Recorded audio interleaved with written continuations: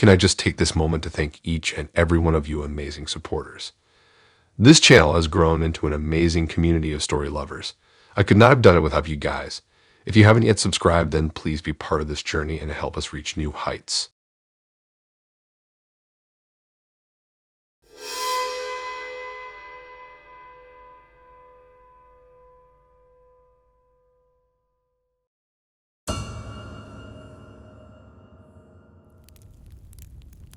I was so pumped when haughty Jasmine from my kickboxing class asked me out after our last session knocking pads together. The way she crushed those combinations with power and precision. I felt smitten and starry-eyed as a schoolboy. We agreed to grab dinner after the next Friday night workout to chat and get to know each other off the mats. When I met up with Jasmine fresh from class, she glistened attractively with that post-training sweaty glow. I myself had freshened up quickly in the locker room to smell decent taking this beauty out. But when I asked if she wanted to swing home first to shower and change, she winked, saying this funk keeps honest company, and she preferred getting straight to dessert sooner. Trying my best not to seem prudish or judge, I shoved aside mild reservations as we entered the bustling restaurant. I'm no neat freak. A little gym sweat never hurt anyone. And her lively humor through appetizers distracted me from growing unease over the situation. But as our dinner plates arrived, waves of Jasmine's post-workout body odor seemed to intensify sharply in the enclosed restaurant space.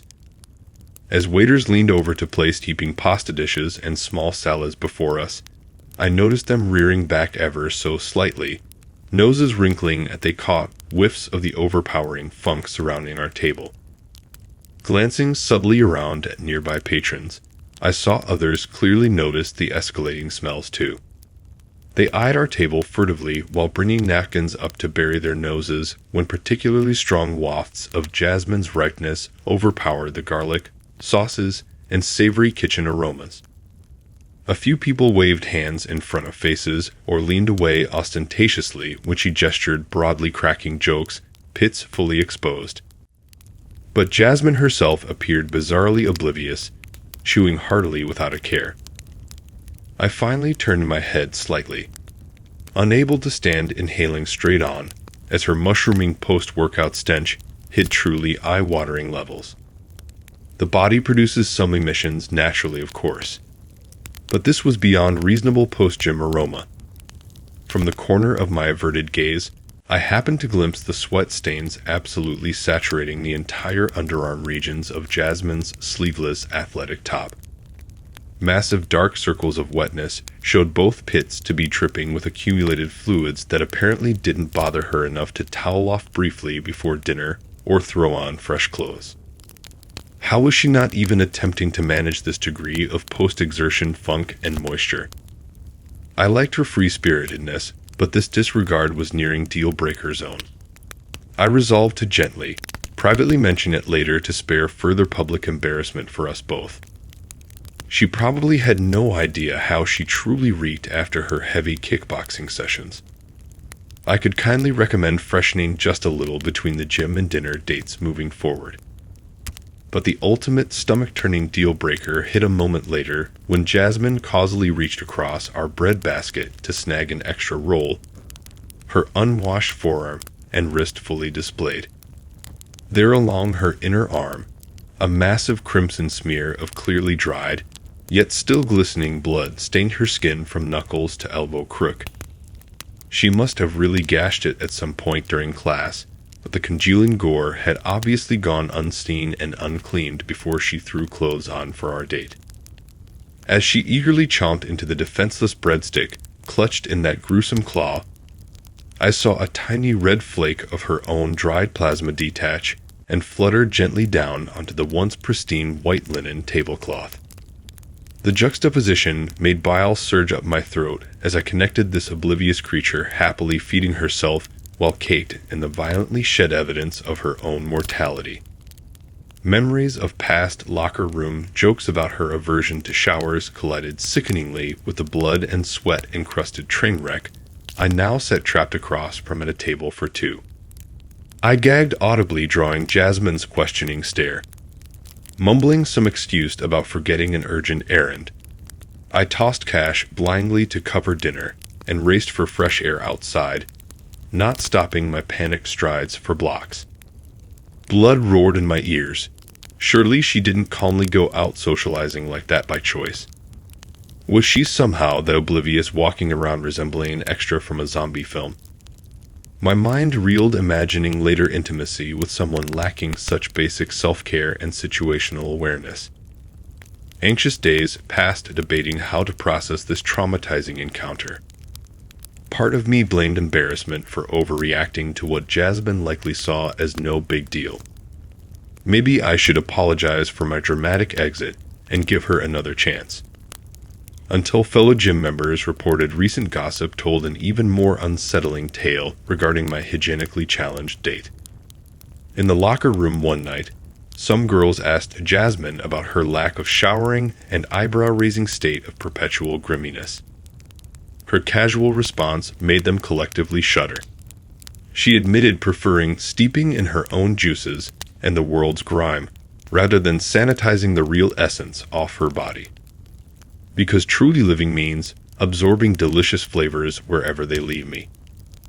Once I got wind of such twisted priorities, the final veil lifted regarding sweet knockout Jasmine's true foul nature. Clearly zero concept of socially appropriate cleanliness or intimacy etiquette could penetrate that thick crusty shell guarding her warped rebellion against propriety in all matters of meat and flesh. In my mind appeared mocking images of her greasy bedsheets accumulating stains and odors for gym days, intimate evenings, and everything between. Haunted suddenly by the full implication of stumbling blindly into such an intimate bacteria blast zone. A whole universe of hotness evaporated in that instant like a needle dragged harshly across a record, revealing the true unwashed ugliness dwelling beneath. I can still scarcely believe my whirlwind online romance crashed so catastrophically, but then beginning to end to find this ill-fated relationship. Things moved fast once we swiped that fateful match. Soon we messaged constantly. Rodrigo's wit and romantic prose won me over before we ever met, though little personal background came through. But focusing on intellect first meant less urgency unpacking mundane professional details, or so I reasoned precipitously. Enough chemistry sparked in vivid messages for him to invite me on a date within a week. When Rodrigo swaggered into the cafe grinning widely under his fedora that first night, old-school gentlemanly manner charmed me further even as unease tingled strangely. Brushing it off, I let his charisma sweep me away for a magical evening that ended chastely at my door with talk of me, his beloved adolescent. In the besotted months that followed, interaction centered mostly around wining and dining me amidst sparkling banter rich with promise. Yet whenever conversation veered toward me and his family or friends, Rodrigo distracted me with intoxicating praise and vulnerability belying the evasion. Swept up dreaming we already knew the deepest pieces that mattered, I overlooked festering secrets. Until the dam finally burst mid-autumn strolling in a quiet park. Pleasantries about holiday plans cracked something unexpectedly raw. Halting to face me under a painted canopy of maples, Rodrigo's handsome visage crumbled in pained confession. Querida, I haven't been fully honest. There is no Abuelita or family waiting to embrace you. There is no one. My life now stands utterly alone, trying futilely outrunning the past, nipping relentlessly at my heels before it inevitably consumes all hope. Stung by cryptic disclosure shattering our rose-hued cocoon in rushed follow-up, he elaborated gravely on a web of criminality trapping him through generations in his rural coastal village, a poisonous but inescapable legacy of piracy and smuggling shaping local kingpins. Terrible violence compelled teenage Rodrigo into traumatizing acts barely allowing survival, much less fleeting rest between torment and tragedy befalling those near him as collateral damage accumulated. Voice quaking with shame and grief, Rodrigo revealed the fancy online persona enchanting me hid not entrepreneurial success, but a desperate alias. He had fled on the run from ruthless game justice, barely evading the international reach haunting him. No matter how far inland or incognito, he scattered the broken remnants of identity. Stunned by these revelations, my thoughts collided sickeningly. Sweet doting Rodrigo crumbled before me into a gutted stranger broken by omerta codes and swords hanging over dormant heads.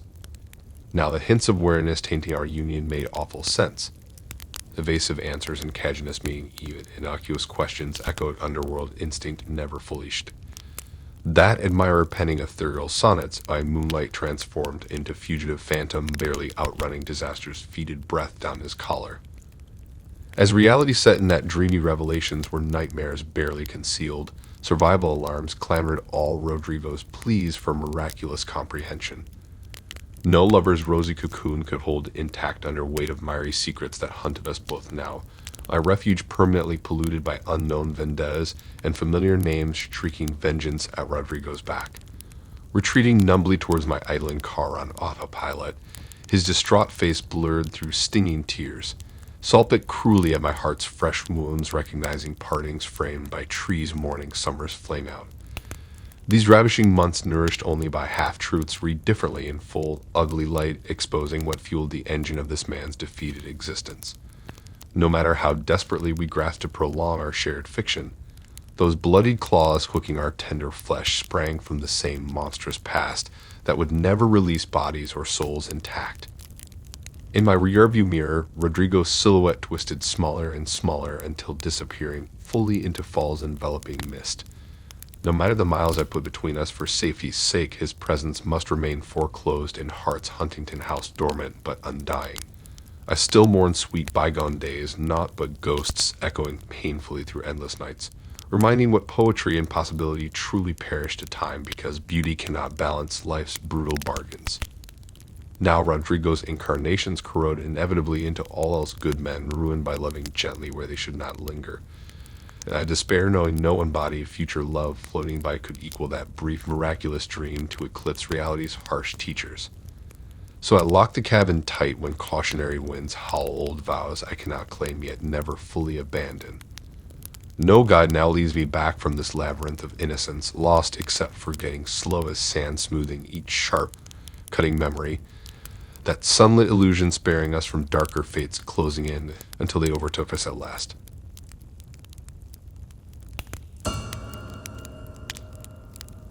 Swiping right seemed harmless. It's just the modern way to meet someone, right? Little did I know, this swipe was the start of something that felt ripped straight from a thriller novel. Except I was living it, no popcorn in hand, no screen to separate me from the unfolding horror. It started off as a perfect match. We hit it off instantly, chatting about everything from favorite movies to our shared love of hiking. When Alex suggested meeting up at a cozy cafe downtown, it felt right. Excitement mixed with the usual nerves of meeting someone in person for the first time.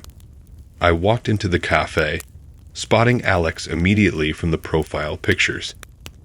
The cafe was the kind of place plastered with vintage posters and filled with the aroma of strong coffee. A chosen spot that spoke to my own interests, or so I thought. The conversation began smoothly, a continuation of our digital banter, but it wasn't long before things took a turn towards the unsettling. Alex began weaving in references to events and posts I'd shared online. Way back, stuff I barely remembered posting. At first, it was amusing, who hadn't done a bit of social media sleuthing before a date. But as Alex detailed trips I'd taken years ago, obscure hobbies I'd mentioned in passing on old blog posts, and even specific conversations with friends captured in the background of photos, a cold realization settled over me. This wasn't normal. This was a deep dive into my digital footprint, one that felt less like casual interest and more like an obsession. The discomfort twisted in my gut as Alex casually mentioned how my Aunt Marlene's shoulder surgery had gone, something I hadn't posted about, something that was shared within the confines of family group chats. How did Alex know about that? The question hammered in my brain, a loud gong that drowned out the cozy chatter of the cafe. My interest in the steaming cup of coffee in front of me waned, the bitter taste suddenly unappealing.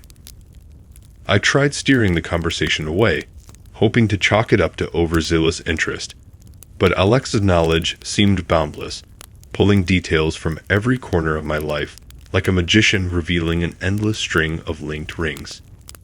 It was clear. This was no casual perusal. Alex had dug deep, unearthing details I'd forgotten I'd ever shared. The sense of violation grew, turning the date into a surreal nightmare. My every online utterance, check-in, and casual photo had been cataloged, analyzed, and stored away in Alex's mind. There was a moment, a pause in the conversation where the background noise of the cafe seemed to amplify. I noticed the way the barista glanced at us, a flicker of concern in their eyes, or perhaps I imagined it, my senses heightened by the growing fear. It struck me then how isolated I felt, despite being in a public place. The safety I'd taken for granted, the anonymity of the crowd, felt stripped away, leaving me exposed under a spotlight I hadn't agreed to stand under. The realization that I needed to escape, to get away from this person who'd made a hobby, or was it a job, off-stalking my digital presence, galvanized me. I made an excuse, a flimsy one about an emergency that wouldn't hold up under scrutiny. But it didn't matter. I needed out. The relief of the cool outside air did little to calm my racing heart as I put distance between myself and the cafe, glancing back only once to see Alex watching me leave, a look of confusion, or was it annoyance, crossing their face. The walk back to my car was a blur, my mind racing faster than my feet could carry me. Questions circled, each more disturbing than the last. How much did Alex really know? Was I safe? Who else had been subjected to this invasive scrutiny? The digital breadcrumbs I'd left behind had led a wolf to my door, disguised as a harmless sheep. Once home, the real work began. Tightening my online security felt like closing the barn door after the horse had bolted, but it had to be done. Friends and family were informed, cautioned about what they shared about me, about themselves. The police report felt like a whisper into the void, but it was a necessary step in reclaiming some sense of control, of security. The aftermath was a lesson in vulnerability, a stark reminder of the digital shadows we cast, and how easily they can be traced back to our front doors. Trust, once freely given, now came with a caveat, a reminder of the date that turned into a nightmare. Looking back, the scars remain, not as visible marks, but as a changed outlook on the digital world and the people. Thanks for listening in. If you like these stories and want to hear more, then please subscribe and like and support this new channel. We have more stories for you to listen to.